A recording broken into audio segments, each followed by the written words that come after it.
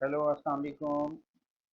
Student, today I'm going to solve exercise 11B question of Oxford Mathematics, Book 1, 8th edition. Before starting this question, I request you please subscribe my channel and press the bell icon button.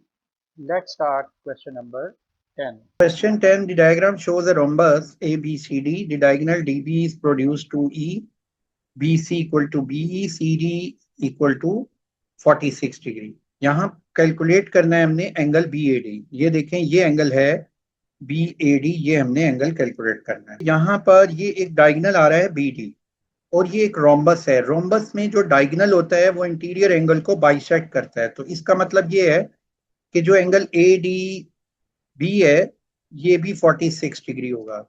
तो यहाँ पर हम लिखेंगे angle ADB equal to 46 degree. Reason लिख देंगे कि diagonal bisect interior angle.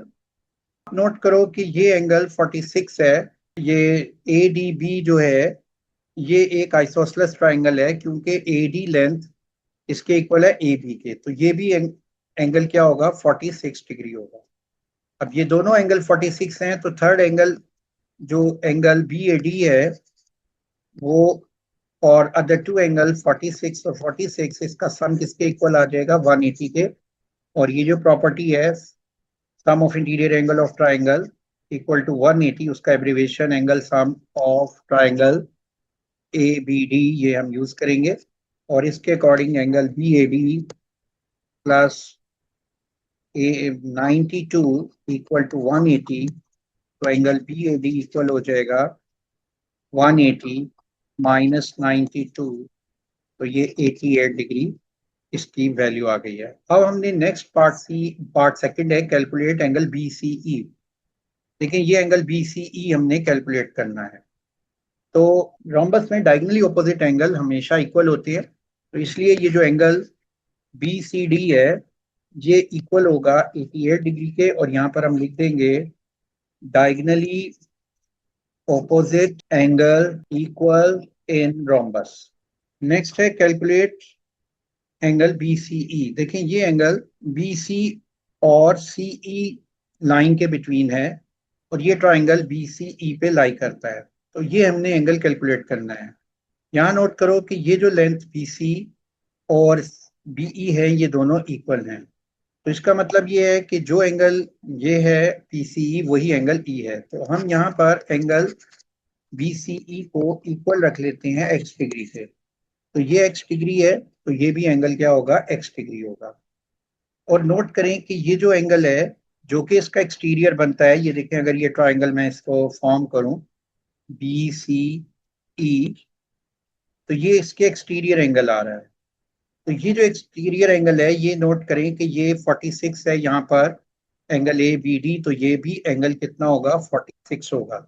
और उसकी रीजन क्या है कि एंगल CBD इक्वल टू 46, और रीजन है कि डायगोनल बाइसेक्ट इंटीरियर है, तो जिसके वजह से ये 46 होता है। तो ये 46 है, ये x है और ये x है। तो आप देखें कि एक्सटीरियर एंगल इक्वल होगा sum of other two interior angle. हो जाएगा x plus x equal to 46 और लिख देंगे exterior equal to sum of opposite interior angle. तो ये आ जाएगा x plus x equal to 46, तो 2x equal to 46, x equal to 46 divided by 2, 23 degree, ये हमारा आंसर आ जाएगा। Question number 11, the diagram shows a parallelogram ABCD where BAD equal to 65 degree, E lies on DC such that BED 125 degree. Calculate the angle ADE. यहाँ पर हमने calculate करना है angle ADE। ये एंगल ADE है। ये देखें ये दो लाइंस यहाँ पर पैरेलल हैं AB एंड DC। जब दो लाइंस पैरेलल होती हैं और ये इसको एक ट्रांसवर्सल लाइन AD इंटरसेक्ट कर रही है, तो ये एंगल ADE और एंगल 65 इसके इन दो पैरेलल लाइंस के को इंटीरियर एंगल हैं। तो को इंटीरियर एंगल का जो सम होता है वो 180 होता है। तो यहाँ पर हम एंगल ADE और एंगल 65 इसका सम इक्वल टू 180 लिख लेंगे। प्रॉपर्टी यूज करेंगे को interior angle parallel lines AB and DC। अब यहाँ ADE की वैल्यू अब हम कैलकुलेट कर सकते हैं। तो ये ADE इक्वल हो जाएगा 180 माइनस 65 डिग्री। तो ये वैल्यू इक्वल आ जाएगी 115 डिग्री के। अब नेक्स्ट जो है पार्ट है सेकंड, एंगल कैलकुलेट करना है angle CBE। This is CBE, ये एंगल है, ये हमने कैलकुलेट करना है। और ये एंगल हम कैसे कैलकुलेट कर सकते हैं कि अगर हमारे पास ये एंगल कैलकुलेट हो जाए BCE, तो हम ये प्रॉपर्टी यूज कर लेंगे exterior angle equal to sum of opposite interior angle. यानी यहां पर ये जो एंगल है CBE प्लस ये जो एंगल होगा ECB, इसका सम इक्वल होगा 125 डिग्री के। तो पहले हम एंगल ECB कैलकुलेट करते हैं। अगर आप नोट करो कि एंगल ECB जो है ये ऑपोजिट है एंगल 65 के, और पैरेललोग्राम में जो ऑपोजिट इंटीरियर एंगल वो इक्वल होते हैं। तो ये प्रॉपर्टी हमने यूज की ऑपोजिट एंगल ऑफ पैरेललोग्राम। तो यहाँ पर ये वैल्यू 65 आ जाएगी। तो यहाँ हम लिख देते हैं angle ECB 65 equal to 125। CBE angle equal हो जाएगा 125 माइनस 65। 125 माइनस 65 होता है 60 डिग्री। तो ये आंसर आ गया है 60 डिग्री। अब हम आते हैं नेक्स्ट क्वेश्चन पे। नेक्स्ट क्वेश्चन है क्वेश्चन नंबर 12।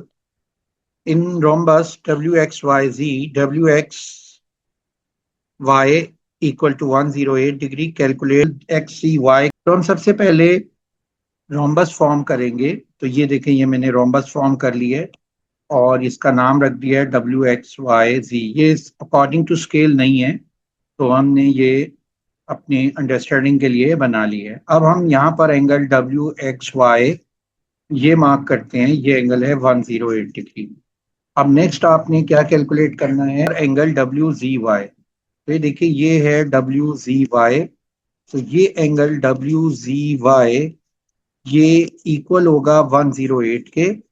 और इसकी रीजन क्या है, ये रोम्बस में जो ऑपोजिट एंगल होते हैं वो इक्वल होते हैं। तो यहाँ पर हम लिख देंगे opposite angle in rhombus।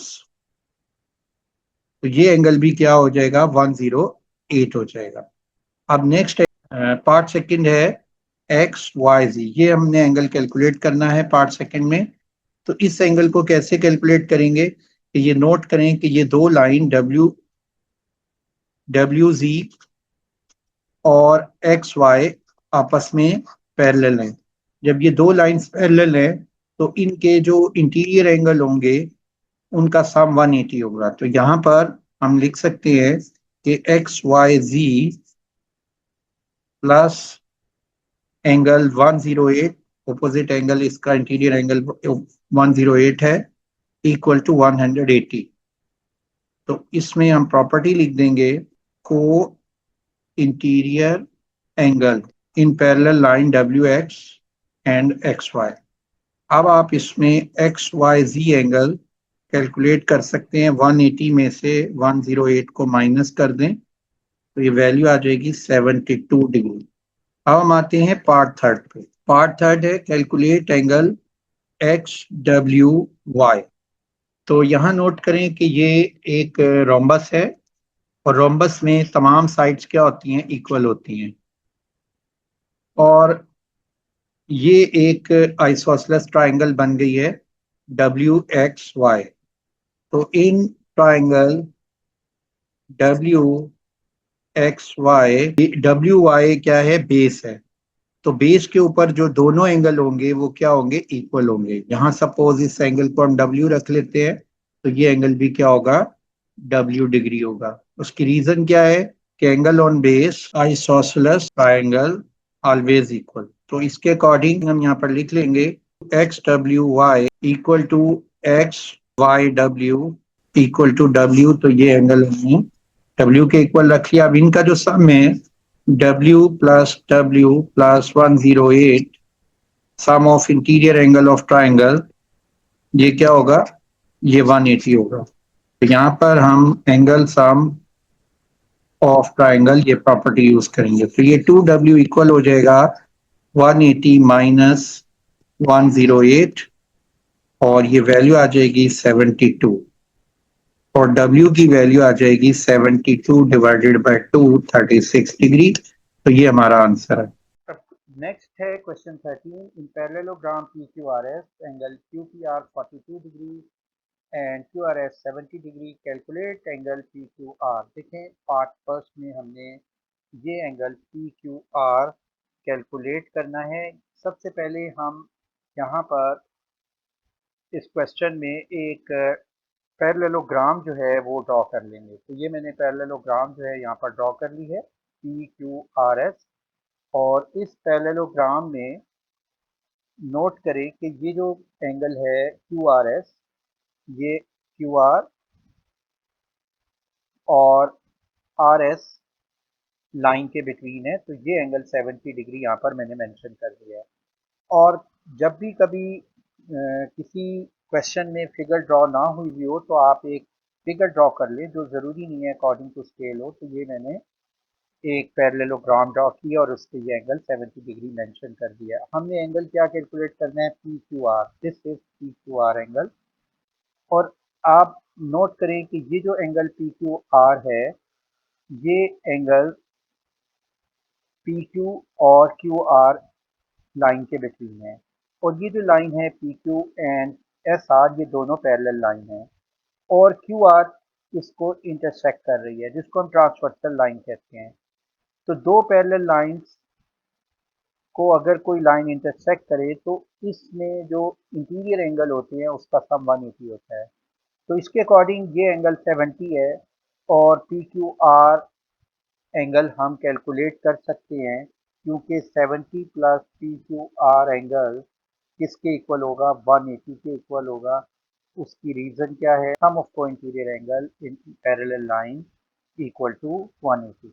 तो ये मैंने एब्रीवेशन इसका यहाँ पर लिख दिया है। अब ये एंगल PQR की वैल्यू हम यहाँ पर कैलकुलेट कर लेते हैं। ये हो जाएगी 180 माइनस 70, तो ये वैल्यू आ गई 110। अब नेक्स्ट देखें कि हमने कैलकुलेट करना है एंगल PRQ। अब PRQ एंगल यहाँ पर ये लाइन PR और RQ के बिटवीन है। ये एंगल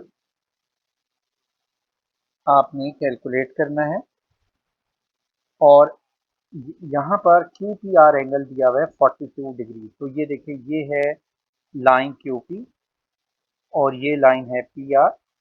इसके बिटवीन एंगल कितना है, 42 डिग्री। अब आप नोट करो कि यहाँ 3 एंगल्स हैं, 42, 110 और थर्ड एंगल जो PRQ हमने कैलकुलेट करना है। इन तीनों एंगल का सम क्या होगा, 180 होगा। According to sum of interior angle of triangle equal to 180, ये है प्रॉपर्टी ऑफ ट्राइंगल। इसके अकॉर्डिंग ये हम यहाँ पर कैलकुलेट कर लेंगे। तो यहाँ पर हम PRQ की वैल्यू लिख लेते हैं। तो ये वैल्यू आ जाएगी 180 माइनस 162 और इसका सब्ट्रैक्ट करें 180 से, पे 28 डिग्री। तो ये आंसर आ जाए। Question 14, the diagram shows a rhombus ABCD where the diagonal AC and BD intersect at E. Find the value of X. देखें यहाँ पर नोट करें कि ये एंगल X हमने कैलकुलेट करना है और ये रोम्बस ABCD है और ये ABCD रोम्बस में ये हमारे पास दो डायगोनल हैं AC एंड BD।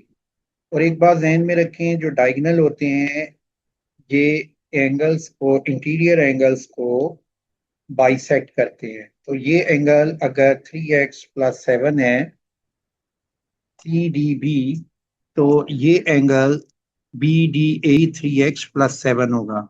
और इसी तरह एंगल BAC अगर 2x प्लस 53 है तो ये एंगल B 2x प्लस 53 होगा। तो यहाँ पर हम मेंशन कर देते हैं कि BCD angle equal to angle BDA और 3x + 7 diagonal bisect interior angle in rhombus. इसी तरह DAC angle equal to CAD और डायगोनल बाइसेक्ट इंटीरियर एंगल। तो अब ये एंगल्स जो हैं दोनों इक्वल हैं। अब आप नोट करो कि यहाँ पर ये रोम्बस है, तो ये रोम्बस में ये दो line AB and DC parallel हैं, और ये AB और BC जो पैरेलल लाइंस हैं इनको एक लाइन AD इंटरसेक्ट कर रही है। तो ये यहाँ पर को इंटीरियर एंगल CAD और BAD बनेंगे, तो इसका जो सम होगा वो 180 होगा। तो यहाँ पर ये देखें मैंने लिख दिया है कि एंगल ADC और एंगल BAD इक्वल टू 180। यहाँ पर हम मेंशन कर देते हैं co-interior angle in parallel line AB parallel to DC। अब आप नोट करो कि जो एंगल ADC है ये 2 टाइम ऑफ 3x + 7 होगा, क्योंकि ये दोनों एंगल सेम है। CDB और BDA ये दोनों एंगल्स आपस में इक्वल हैं, तो इसका 2 टाइम हम ले लेंगे। इसी तरह एंगल BAD ये भी 2 टाइम आ जाएगा। अब ये वैल्यू इसमें हमने सब्स्टिट्यूट कर दी, तो ये वैल्यू आ जाएगी 6x + 14 + 4x + 106 इक्वल टू 180, और ये आ जाएगा 10x + 120 इक्वल टू 180। ये वैल्यू आ जाएगी 10x इक्वल टू 180 माइनस 120, और ये 10x equal to 60, x equal to 60/10, फिर 6 डिग्री x की वैल्यू आ जाएगी।